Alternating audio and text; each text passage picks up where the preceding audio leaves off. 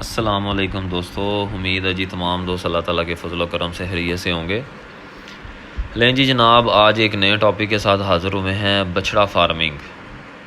تو آج کل بڑا ٹرینڈ چل رہا ہے، یا پہلے بھی آپ لوگوں نے ویڈیوز دیکھی ہوں گی کہ 100 دنوں کے اندر بچھڑا فارمنگ سے لاکھوں روپے کمائیں۔ تو جی یہ بات بالکل ٹھیک ہے، لیکن میں کیونکہ ایسا بندہ ہوں کہ میں سنی سنائی باتوں پہ عمل نہیں کرتا جب تک میں اپنا ایکسپیریمنٹ، اپنا تجربہ نہ کر لوں۔ تو اسی لحاظ کو یا لاکھوں روپے کمانے کے حوالے سے ہی میں نے بھی جو ہے یہ بچھڑا فارمنگ چھوٹا سا سیٹ اپ بنایا۔ 12 بچھڑے میں لے کے آیا تھا جناب، یہ آپ کے سامنے ہیں۔ اور میں نے کہا میں ایک دفعہ ایکسپیریمنٹ کروں، تجربہ کروں۔ تقریباً 6 مہینے ہو گئے مجھے، بچھڑے یہ میں لے کے آیا تھا، اب تو سیل میں نے کر دی ہیں۔ اور سارا ایکسپیریمنٹ کرنے کے بعد، سارا تجربہ کرنے کے بعد میں ویڈیو بنانے لگا ہوں، تاکہ جو اندر والی باتیں ہیں نا، جو لوگ نہیں بتاتے وہ آپ کے سامنے ہیں۔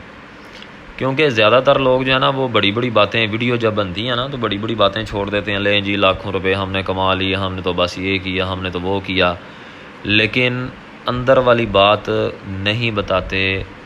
اور میرے ساتھ بھی ایسے ہی ہوا، بڑی لوگ باتیں کرتے تھے، لیکن جب میں نے ایکسپیریمنٹ کیا آن دا گراؤنڈ، ریئلٹی پہ آیا، تو مجھے کافی چیزوں کے بارے میں پتہ چلا۔ تو وہ اندر کی باتیں کیا ہیں وہ بھی آپ لوگوں کے ساتھ شیئر میں کرتا ہوں۔ پہلے ذرا آپ لوگ دیکھ لیں جی، بچھڑے آپ کے سامنے ہیں۔ آپ لوگوں نے کرنا کیا ہے کہ بچھڑے، چھوٹے بچھڑے لے کے آنے ہیں جن کا جو گوشت کا وزن ہے وہ 1 من کے راؤنڈ اباؤٹ ہو۔ 35 کلو، 30 کلو، 35 کلو یا 40 کلو گوشت کا وزن ہونا چاہیے۔ زندہ وزن اگر دیکھا جائے تو وہ 70-80 کلو اس کا ہو۔ عمر اس کی تقریباً 1 سال 1.5 سال ہو، ٹھیک ہے جی۔ اور کوشش آپ نے کرنی ہے کہ بچھڑے دیسی ہوں۔ دیسی مطلب کہ جو پاکستانی بریڈ ہے، جیسے سائی وال ہے، یا جیسے چولستانی ہے، یا جو کراس دیسی بچھڑے ہیں وہ ہوں۔ ولیتی جنہیں بولتے ہیں نا، جسے فریزین وغیرہ ہو گئے، وہ آپ نے نہیں لینے۔ وجہ کیا ہے؟ میں نے یہ دیکھا بیچ میں فریزین تھے، تو اس کی وجہ کیا تھی؟ ان کی اس طرح سے گروتھ نہیں تھی ہوئی اصل میں۔ تو اس وجہ سے یہ میں بولوں گا کہ آپ لوگ دیسی بچھڑے لیں، دوسرے نہیں لینے۔ اچھا جی، ان کی جو خرید تھی نا، وہ یہ تھی تقریباً 22,000 سے 25,000 تک ان کی خرید ہے۔ آپ لوگ اپنی قریبی منڈی پہ جائیں، کہیں پہ جانے کی ضرورت نہیں ہے، بڑی آسانی سے منڈی پہ جائیں، اور ادھر سے آپ لوگ بچھڑے اپنی مرضی سے جو آپ کو اچھے لگیں وہ آپ لوگ خرید لیں۔ آسان سی بات ہے، کوئی کسی سے پوچھنے کی ضرورت نہیں، کدھر جائیں، کدھر سے بچھڑے لائیں، یہ وہ، اپنی قریبی منڈی جائیں، بچھڑے خرید لیں۔ تو لیں جی جناب، یہ بچھڑے آپ کے سامنے ہیں۔ اب ان کے ساتھ ہم لوگوں نے کرنا کیا ہے؟ تو سب سے پہلے تو آپ لوگوں نے ایک باڑا بنانا ہے۔ باڑا بنا کے اس کے اندر آپ لوگوں نے ان کو کھلا چھوڑ دینا ہے۔ آدھا سایہ والی جگہ ہو اور آدھی جو ہے وہ اوپن جگہ ہو۔ سردی ہے تو اندر چلے جائیں، گرمی ہے تو باہر آ جائیں، ٹھیک ہے جی۔ اور ان کے آگے پانی آپ لوگوں نے کھلا رکھنا ہے۔ اور سب سے پہلا کام آپ لوگوں نے کیا کرنا ہے، 1-2 دن کے بعد آپ لوگوں نے ان کی ڈیورمنگ کرنی ہے۔ اینڈو ایکس ہے، تھنڈر ہے، ٹھیک ہے جی، نیلورم ہے، بڑی زیادہ دوائیاں ہیں، جو آپ کو اچھی لگے وہ آپ لوگوں نے کر لینی۔ یہ دیکھیں، ساتھ ساتھ ذرا بچھڑے بھی دیکھتے جائیں۔ یہ 45 دن بعد کی ویڈیو ہے، پہلے بچھڑے آپ نے دیکھے، اور یہ 45 دن کے بعد ذرا دیکھیں ان کی صورتحال کیسی ہے۔ آپ لوگوں کو خود ہی واضح چینج ان کے اندر فرق نظر آئے گا، ٹھیک ہے جی۔ اچھا، تو میں کہہ رہا تھا کہ جی آپ نے سب سے پہلے ڈیورمنگ کر دینی ہے، اور یہ بات یاد رکھیں کہ 15 دن کے بعد پھر ڈیورمنگ رپیٹ ضرور کرنی ہے ہر حال میں۔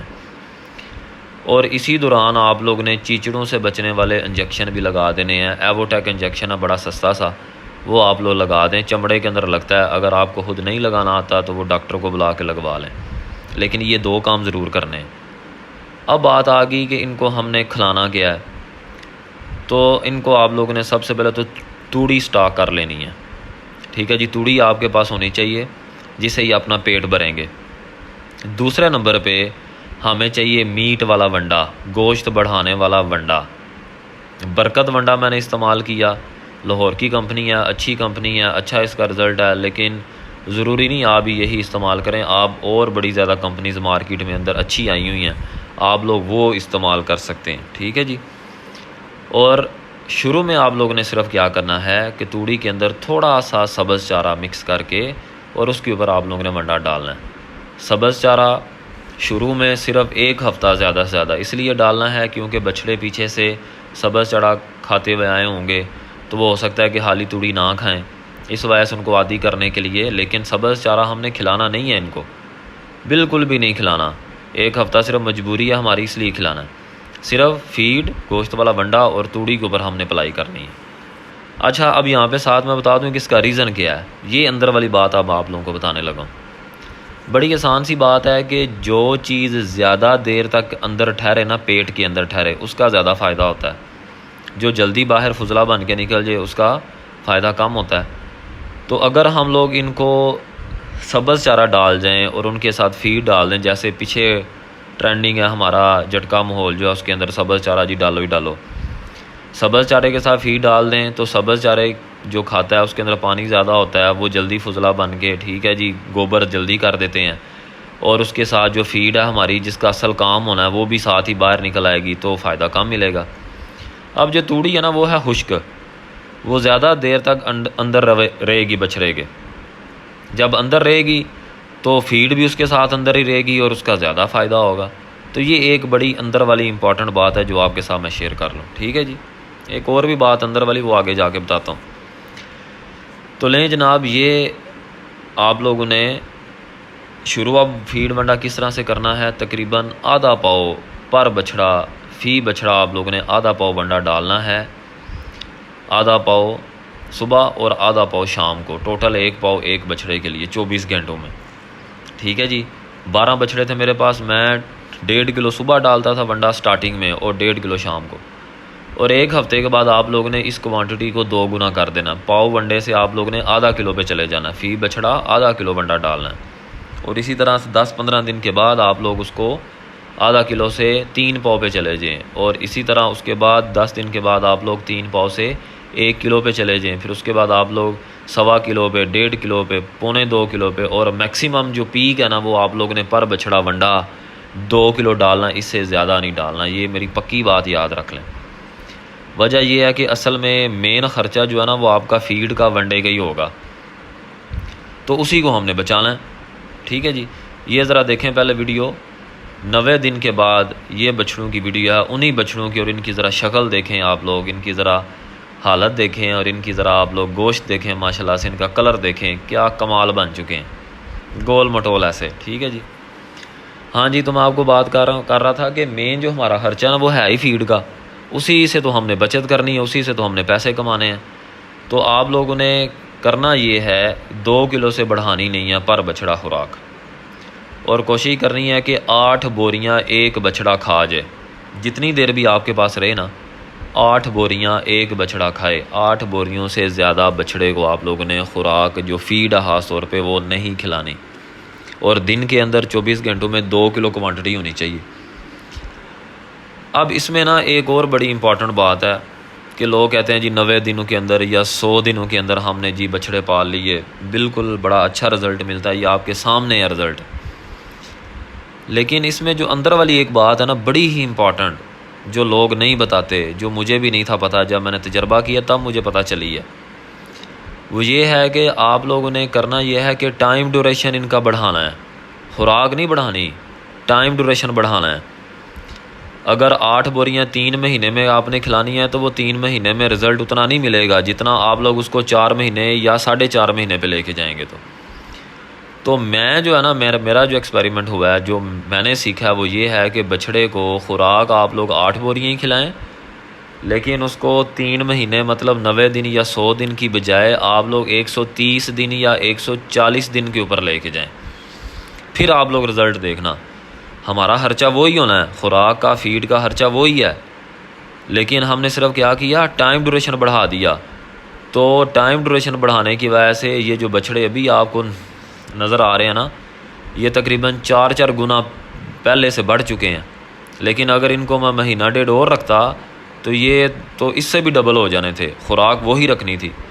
تو یہ میں نے بھی سمجھے غلطی یا مسٹیک کی، مجھے بھی پتہ نہیں تھا، میں نے بھی سیکھنے کے لیے یہ کام کیا، پہلی دفعہ تھا، تو میں نے بھی 90 دن کے اندر ساری خوراک ڈال دی 8 بوریاں، اور اس کے بعد جناب میں نے کہ ان کو بیچ دیں۔ ماشاءاللہ سے اچھا پرافٹ ہوا ہے، بتاتا ہوں آپ کو کتنے کے سیل کیے، لیکن اس کے باوجود میں بتا رہا ہوں کہ اگر آپ لوگ ان کو ہی 130 یا 140 دن پہ لے کے جاتے تو ان کا رزلٹ کمال ہوتا۔ تو یہ بڑی امپورٹنٹ بات ہے، یہ یاد رکھنا ہے، خوراک نہیں بڑھانی، ٹائم ڈیوریشن بڑھانا ہے۔ اب بات آ گئی کہ میں نے ان کو کتنا بیچا، بیچنے کی باری آ گئی کہ پتہ نہیں ہم کہاں بیچیں گے. تو جناب کوئی مشکل کام نہیں ہے. جس طرح خریدے آپ نے منڈی سے اپنے علاقے کی، کوئی مشکل کام نہیں تھا. اسی طرح سے اپنے علاقے کے کسائیوں کے پاس جائیں، ان کو اپنا مال دکھائیں اور یقین کریں اتنا اچھا مال دے کہ وہ تو ٹوٹ پڑیں گے چیلوں کی طرح. جیسے چیل گوشت پہ نہیں پڑتی، اس طرح کسائی گوشت پہ پڑ جائیں گے آ کے. تو وہ تو شکر کریں گے کہ اس طرح کے بچھڑے ہمیں ملیں، اتنے ماشاءاللہ سے گوشت والے اور گول مٹول بچھڑے. تو بڑی آسانی سے آپ لوگوں کے یہ سیل بھی ہو جائیں گے. تو میں نے تقریباً 22,000 سے 25,000 کی خرید تھی میری. اور تب جب ونڈا جو تھا وہ تقریباً 3700-3800 کا ونڈا تھا ایک بوری، اور توڑی کا الگ ایک خرچہ تھا. ٹھیک ہے جی. تو میں نے ان کو جو بیچا تقریباً وہ 60,000 کے راؤنڈ اباؤٹ بکے ہیں یہ میرے سارے. 58,000، 60,000، 62,000، 63,000 اس طرح کی رینج میں جو میرے یہ سیل ہوئے ہیں. اور الحمدللہ بڑا اچھا پروفٹ مجھے ملا ہے. ٹھیک ہے جی. تو یہ بات بالکل ٹھیک ہے کہ بچھڑا فارمنگ سے ہم لوگ بڑے اچھے پیسے کما سکتے ہیں تھوڑے دنوں کے اندر. لیکن اس کا جو طریقہ کار مجھے سمجھ آئی ہے، جو میں نے ایکسپیریمنٹ کیا، اس کے حوالے سے آپ لوگوں کو شیئر کر دیا. امید ہے آپ لوگوں کو اچھا لگا ہوگا. ایک اور بات، آپ لوگ خود بھی تجربہ کریں، لیکن 2 بچھڑے لے آئیں. آپ 2 بچھڑے جب لے کے آئیں گے تو آپ خود جب جو ایکسپیریمنٹ کریں گے نا، وہ آپ لوگ اس سے بڑھ کے تو بات ہی کوئی نہیں نا. ٹھیک ہے جی. تو میں یہ ریکمینڈ کروں گا کہ آپ لوگ بجائے سنی سنائی باتوں کے آپ لوگ کیا کریں کہ آپ لوگ خود بچھڑے 2-3 سے لے کے آئیں، پہلے ان کا تجربہ کریں ان کے اوپر، اس کے بعد آپ لوگ زیادہ بڑا یہ کام کریں. اور یہ ماشاءاللہ سے بڑا اچھا کام ہے، صاف ستھرا کام ہے، اور اس کے اوپر اتنا کوئی چھاؤں دھوپ میں نہیں کرنا، اپنی مرضی سے گھومتے رہتے ہیں. ہاں ایک بات کا دھیان رکھنا کہ پانی ان کے آگے کھلا ہو، پانی کی کمی نہیں ہونی چاہیے. ٹھیک ہے جی. کیونکہ توڑی بھی خشک ہے اور فیڈ بھی گرم ہے. امید ہے جی آپ کو ویڈیو اچھی لگی ہوگی. دعاؤں میں یاد رکھیں. اللہ حافظ.